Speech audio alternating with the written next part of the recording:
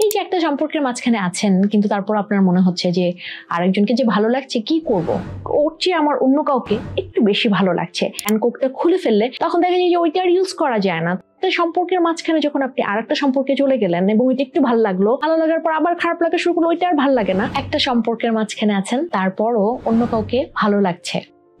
এই বিষয়টা যখন হয় কখনো কোনো কাপলসদের মাঝখানে, এমন না যে এই অবস্থাটা আইডেন্টিফাই করতে পারলেই মানুষ নিজেকে কন্ট্রোল করতে পারে। তবে কথা হলো যে এইরকম একটা সম্পর্কের মধ্যে থাকা অবস্থায় যদি আরেকজনকে ভালো লাগে তাহলে বিষয়টাকে কিভাবে দেখা হয় বা কি করণীয় এই জায়গাটাতে। এই যে একটা সম্পর্কের মাঝখানে আছেন কিন্তু তারপর আপনার মনে হচ্ছে যে আরেকজনকে যে ভালো লাগছে কি করব, ও বোধহয় আমার এক্সিস্টিং এখন যে পার্টনার আছে তার থেকে হয়তো অনেক ভালো। তো এই জায়গাটাতে যখন একজন মানুষ কম্পেয়ার করতে শুরু করেন বা কনফিউজড হয়ে যান, তখন কিন্তু সাবকনশিয়াস মাইন্ডে তার এক্সিস্টিং যে পার্টনার থাকে তার ভুলগুলো চোখে আসতে থাকে এবং তখন তাদের এক্সিস্টিং সম্পর্কটা কিছুটা হালকা বা ফিকে হয়ে যায়। তো এই সময়টাতে যদি একজন মানুষ নতুন সম্পর্ককে ভালো লাগে আর এক্সিস্টিং সম্পর্ক থেকে তাকে ছেড়ে চলে যায়, তাহলে বিষয়টা কেমন হলো, যাযাবরের মতো, তাই না? তো একজন মানুষ যদি চিন্তা করেন যে আমার একটা গোল আছে, আমার একটা সংসার হবে, আমার ইন ফিউচারে আমার সোশ্যাল একটা পরিচয় আছে এবং তিনি একটা সোসাইটির মাঝখানে তার যে নিজস্ব একটা আত্মবিশ্বাস, সামাজিক মর্যাদা, পারিবারিকভাবে তার যে অবস্থান, একজন ব্যক্তিত্ব নিয়ে একজন মানুষ যখন একটা সোসাইটিতে থাকেন তখন কিন্তু পরিবার একটা ফ্যাক্ট। আমরা যারা ইসলামিক আমাদের কিন্তু বলাই আছে যে বিয়েটা করণীয় এবং বিয়ে করার পর বরকত বেড়ে যায় জীবনে। এই বিষয়টা একটা সার্টেন এজের পরে বাবা মাকেও বলে বাচ্চাকে যত তাড়াতাড়ি পারো বিয়ে দিয়ে দাও, কিন্তু এখন যেহেতু আমাদের জীবিকার জন্য বিয়েটা একটু দেরি করতে হয়, তখন সম্পর্কগুলো মানুষ টিনেজ থেকে তৈরি করতে থাকে।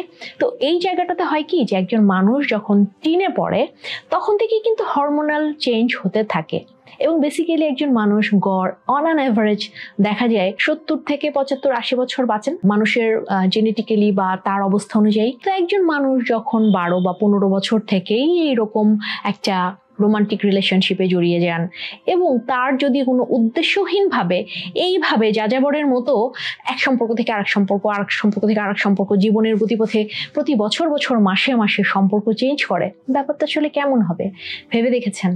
অতিরিক্ত ভালো লাগা, এই যে বারবার মানুষকে ভালো লাগছে, এত অক্সিটোসিন তার শরীরে প্রডিউস হচ্ছে এবং এই সম্পর্কগুলো নতুন নতুন সম্পর্ককে ভালো লাগার যেই ব্যাপারগুলো তার মধ্যে সবসময় একটা রপ্ত হয়ে যায়, তখন দেখা যায় যে একটা নির্দিষ্ট সম্পর্কের জন্য তার যে ভালো লাগা, সম্পর্কে একটা কমিটেড সম্পর্কের যেই কষ্টগুলো, ওগুলো আসলে নেওয়ার মতো ক্ষমতা বা মানসিক অ্যাবিলিটি বা ওই মন মানসিকতা গড়ে ওঠে না। ভালোটাকে যদি আমরা কন্ট্রোল করতে না পারি আমাদের জীবনে, তাহলে ওই কোকের মতো দেখা যাবে যে ক্যান কোক আছে না, ক্যান কোকটা খুলে ফেললে তখন দেখা যায় যে ওইটা আর ইউজ করা যায় না। তো একটা সম্পর্কের মাঝখানে যখন আপনি আরেকটা সম্পর্কে চলে গেলেন এবং ওইটা একটু ভালো লাগলো, ভালো লাগার পর আবার খারাপ লাগা শুরু করলো, ওইটা আর ভালো লাগে না, তখন এভাবে লাইফটা হয়ে যায় ক্যান কোকের মতো, ক্যান লাভ যুক্ত রিলেশনশিপ।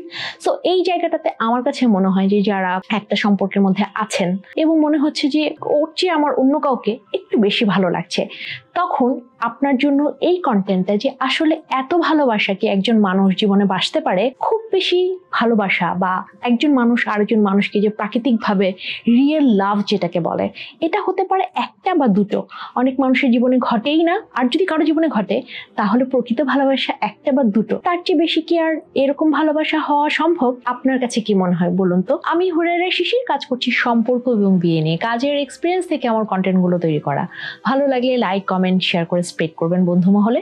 আর রেগুলার আমার কন্টেন্ট পেতে চাইলে ইউটিউব হুরায়রা শিশির চ্যানেল সাবস্ক্রাইব করে নেবেন, টাইমলে আমার কন্টেন্ট গুলো পেয়ে যাবেন।